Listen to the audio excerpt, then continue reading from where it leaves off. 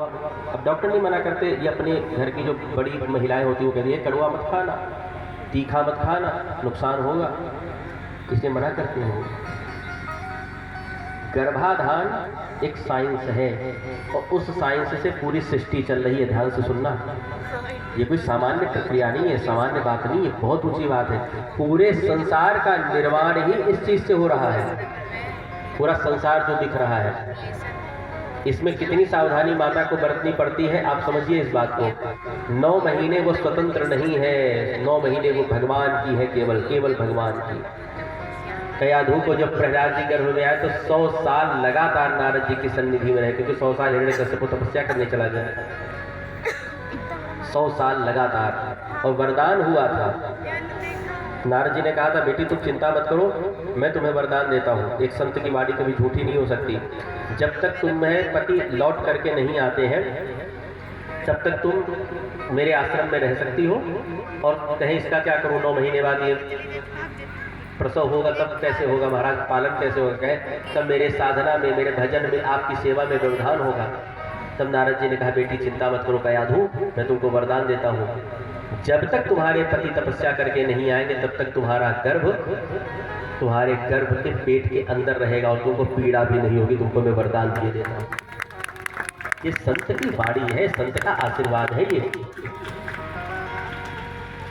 तो कहा मैं विड़ मूत्र उपपतितो भृष तप्त देहा, मेरी शरीर तप्त हो रही है।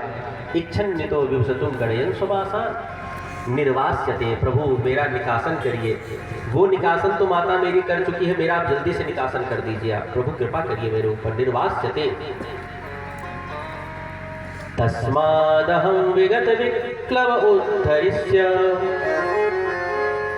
आत्मानमासु तमसः सुहृदात्मनैव भूयो यथा व्यसनमेतदनेकरन्ध्रम् मामे भविष्यदुपसादितवेष्टुपादः। मैं व्याकुलता को छोड़कर हृदय में श्री भगवान विष्णु के चरणों पे स्थापित कर अपनी बुद्धि की सहायता से ही अपने को बहुत शीघ्र इस संसार रूप समुद्र के पार लगा दूंगा। आत्मानमासु तमसा सुहृदात्मनि, मैं आपको वचन देता हूँ कि एक बार मुझे इस गर्भ से बाहर कीजिए, दोबारा मैं ऐसा कोई कर्म नहीं करूँगा कि मैं इस गर्भ में दोबारा आऊँ, ऐसा मुझे आशीर्वाद दे दीजिए प्रभु। फिर भगवान कृपा करते हैं, 9 महीने बाद माता को प्रसव होता है और उसके उपरांत वो बालक या बालिका माता के गर्भ से बाहर आता है। फिर उसके बाद फिर माता पिता समझाना शुरू कर देते हैं, ये तुम्हारे वो संबंधी है, तुम्हारे वो संबंधी है। एक बार भी माँ नहीं कहती है तेरा सगा संबंधी ये बांके बिहारी है, तू जान ले। सबसे पहले आज लड़का होता है तो फोटो अवतरण हुआ है नरसिंह भगवान का हमारे घर में, पहले फोटो लगी।